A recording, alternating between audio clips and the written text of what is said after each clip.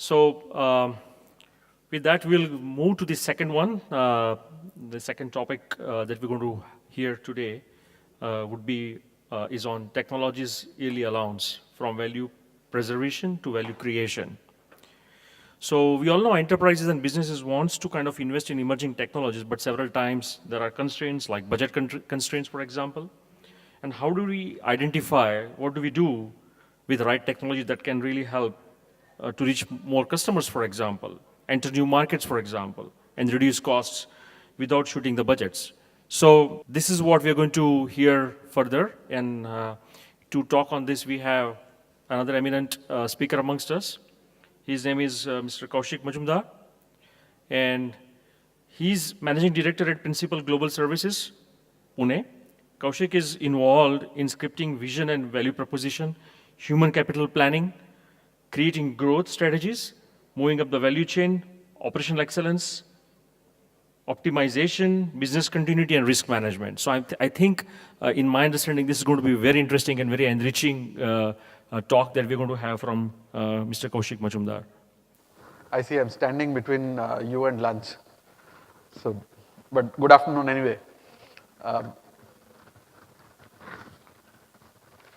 When I was told about this session, I had a discussion with Deepshika, and I was trying to figure out what we should be talking about to an audience like this. And we realized that most topics are being talked about, and the kind of questions that I just heard from the previous one is something that is a regular question that comes up.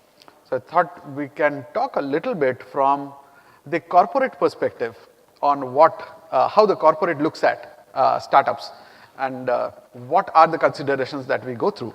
And that might give you some sense of what needs to be looked at a little differently. So that is what I thought of putting together.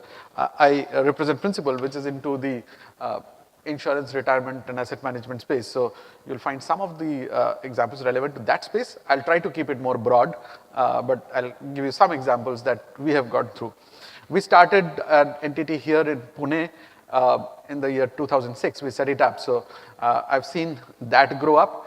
I've interacted with startups because we wanted to get a sense of how the startup whole revolution, if I may use that term, whole process is working, how the startups think. And we had to actually get into some of the partnerships with them as well as partners, and sometimes actually as customers with various startups. So I will use those experiences that I have gone through personally to share with you what we're talking about. All right, so that's the question, to engage or not to engage with a startup. Can I get the screen up, please? So when we're talking about to engage or not to engage, it is from the corporate's perspective. So please understand, whatever I talk about is from the perspective of the corporate.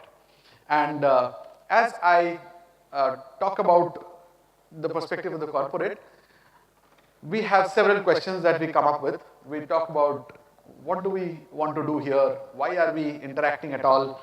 Do we need to really engage with a startup? If yes, how do we engage? When do we engage? There are lots of those questions that come up. So I'd like to talk a little bit about that. So I wanted to start with this. What is a startup? Now this is an interesting question. I don't want to tell you what a startup is, because that's not the audience I'm dealing with. But I wanted to tell you that as a corporate, when I think of a startup, to our mind there are only a few attributes that we are looking at. And these are very important attributes that we need to understand and we watch out for. One is, we talk about a startup in terms of it being agile, it being lean, it being fast. So when we're talking about these are parameters which are very important for a corporate. So as a corporate, these are not things that are our necessary strengths.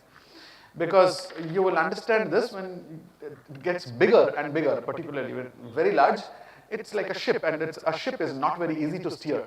So it is going to be difficult to move, to be agile, to move very quickly. So those are not the typical characteristics of a corporate. And therefore, startups are very interesting to us, that they can bring something that we are unable to manage. And that's one of the things that we look for when we think of startups. And then there is another side of it, which is the innovative side. It's again something that happens to corporates fairly often. Understand this, abundance can actually be a killer of innovation. And this is an interesting thing to understand and note.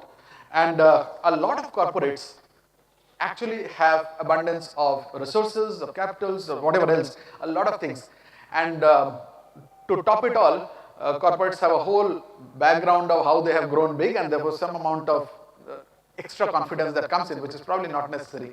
But it is important to understand that corporates find it difficult to become innovative because they have also spent a lot of time doing something in a particular way. And they have grown so much expertise that they understand exactly how that needs to be done and how that process works. Experience in an environment like today's, when we are talking about everything changing and foundational changes are happening, particularly driven by technology. So things that could not have been done in the past are possible now. Things that were not even thinkable are possible now. So when you have an environment like this, plus when we talk about the VUCA world, the volatile, the uncertain, the complex, the ambiguous environment that we talk about, corporates understand this, that experience can actually be a baggage. And that is a trouble for corporates sometimes. So when we looking at the startups, it seems like they do not have that baggage. And that's a very nice thing for us to look at.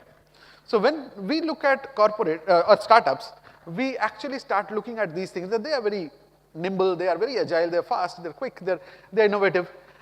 From my personal experience, I want to give it a quick side note on this, that while we do look at startups as innovative, I have noticed startups that have come up with a great idea, a bright idea, and then kind of have stopped innovating beyond that. That's a trap that startups should come out of. But apart from that, we do still consider startups as places for innovation. That's a very important thing. So this is how we look at it. Now, that was the what piece. The thing is, so why should we engage is the question that comes next. So I understand there is a what the startup is, and there are certain things that are very interesting. But still there can be reasons for reasons why a corporate would want to work with a startup in the first place. So there are multiple things here. One is the culture itself that corporates typically would want to change. I was just talking about cultural things that come up with age. So a corporate, for example, our organization, it's about 140 years old.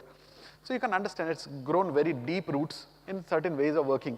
And those ways of working are very traditional ways of working. So when you have that, you want to shift from there and try and see how you can bring in a culture where people can think afresh, think new. Decision making is really a little better, a little faster. Those kind of things are cultural issues that we have. We get bureaucracy in the system because processes become complex. So all those kind of things. And there is a culture shift that we need. And for that, startups seem to be a very good area for us. It's a very good medicine. The moment I can bring in a startup, they start behaving differently and they start impacting our culture as well. So that's one very good reason. It's a business model. So I can actually start looking at it as another way of running my business in the first place. So I can actually partner with a startup, or I can actually work through a startup, and it will be a completely different business model for me while I'm still struggling to change my main focus area. And I also want to ensure that my main focus area does not shift so much that suddenly I have a running business and it completely drops because I wanted to start becoming a startup. So I may want to run it as a parallel thing where some part of the organization will continue the way it is, and there is another part of the organization that's actually working through a startup. Then there is this third option of a new customer base. I wouldn't say it's a big one, but it is possible that the startups have actually captured a completely different niche of customer base, which we are not able to reach out to. And this could be also because of the last point there is economic value. So sometimes they are able to manage a cost structure which is completely different from ours. A corporate's cost structure could be very heavy, the overheads could be very big, and therefore I would like to have a completely different way of approaching a part of the business. So there are new areas that we can really deal with. And then there is a brand. So if I can say that I am working with startups, it creates some kind of an impression about, okay, this corporate is serious about changing. And it's a brand for us as well. So understand these are things that we are thinking of when we are interacting with startups. If you understand this, you will be able to figure out what you need to do to be able to work with us. Next one, please. I wanted to do a little bit about the next question that comes up for us, which is the when. When should I engage? If I have to engage, please understand strategic timing is very important for us. There are a lot of startups that are very interesting to us. There are solutions that are very interesting to us. However, the time for market is probably not ready, and that will heavily depend on the customer base that we have. I'll give you an example. Mobility has been a big thing going on for quite some time. And very early, we wanted to look at, can we go in for a mobile solution to some of our areas? And we identified one of our retirement spaces, which was an area which seemed like we can do a lot of things. Lots of ideas came up through a startup, and we worked with them. Our own teams came up and felt that this was a great thing to do, and we came up. And when we actually launched that, we realized that we were completely wrong on that, because the customer base for that particular business were people who were approaching retirement or had already retired. And that customer base will not want to use a mobile phone. They don't swipe. If they even use a mobile phone, they will just use the regular mobile phone, and they will not use it for any mobile app. That was a completely wrong timing on our part. It is not that it went all wrong. We then identified another business area where the customer segment was different, and we could do that. But it is very important for you to understand that when you come up with a product, we may be actually thinking of a timing issue, and it may have nothing to do with your product or your solution. It is something just about a timing. That does not mean I'm not interested in it. I'm just possibly going to time it. The other things that we can look at is disruption. And we also need to understand when is it that the corporate is ready for that level of disruption in that particular area of work. So these are broad things that we need to look at. Next slide, please. And then we talk about the how of what we want to do. And how do we engage with the startup is another question that comes up to our mind. So do we want to engage with the startup as a customer? Do we want to be a partner? Do we want to acquire it? Should we just mentor them? And I may not be really a customer or a partner, but I want to mentor. And then, do I want to be an investor, an accelerator? There are multiple ways that I can look at. This is a very interesting thing for the startups to understand, that I have multiple phases. And as I look at startups, the clarity here is very, very important, because I have often seen a trap where individuals or the startups as well as the corporates confuse these lines, and then the discussions go haywire. Because on the one hand, we are thinking of being a customer, on the other hand, we are also thinking of becoming an investor. The third side, we are also trying to figure out if we can have an accelerator, and it is possible that all of them will work together, but very often that is not the point. Because different departments will look at inside the corporate, will look at the different aspects of this. And if that is the case, then the startup will have to talk to different people, and the language for each of those people is completely different. So you need to be very clear what you want to engage on. Is it something that you're looking for as for example, an exit option? Is it something that you want, so you want to just sell off this at some point of time and make money out of that and move out? So is it an exit option for you? Is it something that you want some guidance, you want some expert advice, and that is what you want from us? Is it something that you want a customer through this corporate, so the corporate is a customer for you? Which of these phases do you really look at? And that is something that is important for you to understand. I have noticed this is one of the spaces where things tend to go wrong. And this is very important for startups to understand. So while I'm talking about on one aspect, the discussion moves on to another aspect, and the discussion gets a little haywire. I have seen a mindset that can probably be looked at. When we talk about mindset, I am really talking about the product mindset versus a value mindset. So if you sell to me just a product, that is not how I am looking at the solution. I am looking at the solution from a perspective that this is one piece of my whole solution or my whole gamut. And where does this product fit? So there are fitment, there is alignment that is required, there's compatibility with my technology landscape that is required. Does it solve only one piece of the problem, or can it solve a broader issue for the organization? Is it scalable? Can it, today it is solving a problem, tomorrow will it still continue to solve multiple other problems? So there are so many other things that we need to start looking at, and startups need to understand this piece. And therefore the discussion had to take care of all of these things and not just sell one product. And that's something that I have noticed where things tend to go a little wrong. Scalability, I think, is another area that I look for when I'm talking to a startup. Very often I would like to understand, is that something that is scalable? Today the product that is coming up is a very narrow focused product, but tomorrow it could actually be a much bigger one. And will they be able to scale? Do they know how to scale as an organization? I know there is a lot that has been discussed on scalability of startups in general, so I'm not getting into the details, but scalability is an important aspect for us. And there is a number of things, and then there is the sustainability. So when I'm talking about sustainability, I think this is where I look for when I am thinking of the startup as a long-term relationship. If I have to look at the startup in terms of a long-term relationship, I need to think much beyond the product. I need to understand the culture of the startup and the cultural alignment, and I realized that was just being talked about. So I thought that was a very, very important point that the previous speaker was talking about. The cultural alignment of the startup with the corporate is extremely important. Every corporate has its own culture, and please understand that culture and try and understand how that works. So there would be value systems, there would be ethical lines that will be drawn, there will be tolerances around certain things, there will be lack of tolerance around certain things, there will be ways decisions are made, there are ways collaboration is done, there are ways communication is done. It is very important for you to understand how this particular corporate works. And the corporate, please understand, is constantly watching the startup that they're discussing with on these lines and trying to figure out, does it really work working with these startups? If it works, then it is fantastic. It's a long-term thing for me. Otherwise, I would like to look for a short-term relationship, and that's going to be a very important factor for you. So those are the various phases that I have that can be there, and some of these phases you'll have to figure out are important for you, and which one is important is something that you may want to just look at.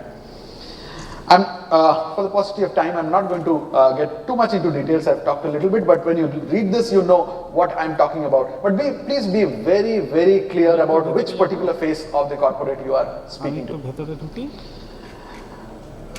So can there be a partnership? I think there is a fantastic opportunity here. If I really look at what the enterprise has to gain versus what the startups have to gain, I see a pretty large set of things here. So when I see the startups, I see they can actually get new customer base. So that's certainly one. They can see capital and resources. So that would be another space. They can seek expertise. So that would be a third space. They can actually get the advantage of the brand that they're working with. That's a fourth one. And there would be references to other customers, and as well, finally, there is an exit option. So you can look at how you can use the corporate as the exit option for you. So these are all the things that a startup can get. The corporates can also get a lot of things. So the corporate does get a return on investment because this seems like a much easier thing to do, much faster. And future opportunities would definitely be there. Innovation, I think, is a big one for the enterprise. I'm sorry, that's not very readable. And the culture as an area. When I say the culture, I'm talking about the cultural disruption that I can do to my organization. That would be another very important area for us. So those are various things where I can see partnership possible. So I'll just, coming to the end of it, I have just talked about the same things here, the scaling up, the capital resources, etc. And for the corporates, impact on culture to innovation outsourcing. These are all the various options that we can have. And I think there is a great opportunity for Symbiosis. Thank you. Thank you, Kaushik. That was really very insightful. I'm sure you have a lot of information to share. Any questions if you have for Kaushik can be taken offline. Oh yes, sure. If that's okay, Kaushik. Yeah, but please be here. we would like to present you a word of thanks and for the same. There was a question, I think, there. Is there a question? Okay, please go ahead. Please go ahead. One question.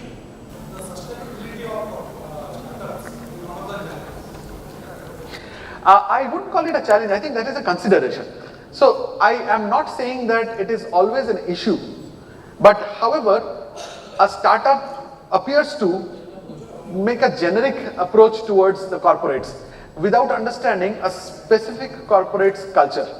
And that is an important thing to understand for the startup. So when you're interacting with corporate A versus corporate B, their culture will be different, their outlooks will be different, and all the things that I was talking about, they will be different.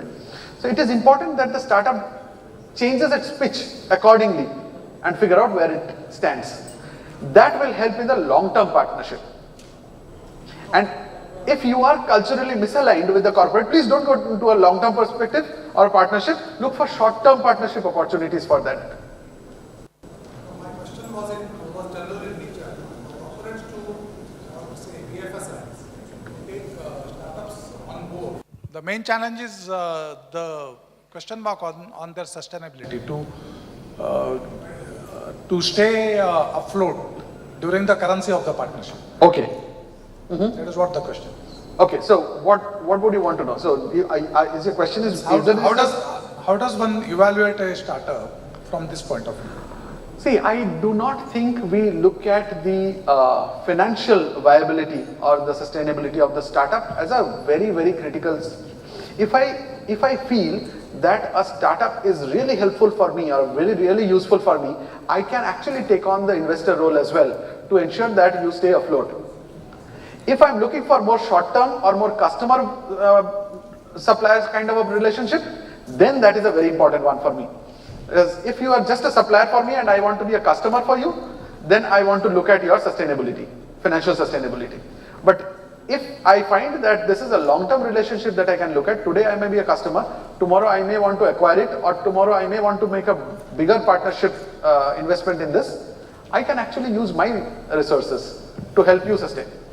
Thank you. Can we take it further offline if that's okay, so that we can kind of. Thank you so much. Thank you for your understanding. May I call upon Avinash? I see you there. Avinash, please come over, and Niranjan, please come over and do the honor for us for presenting the matter to Mr. Kaushik Majumdar.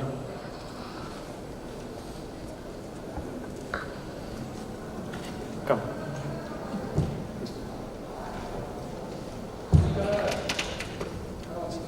Thank you so much.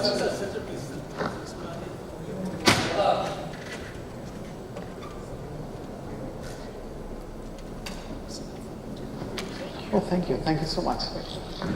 Oh, this one.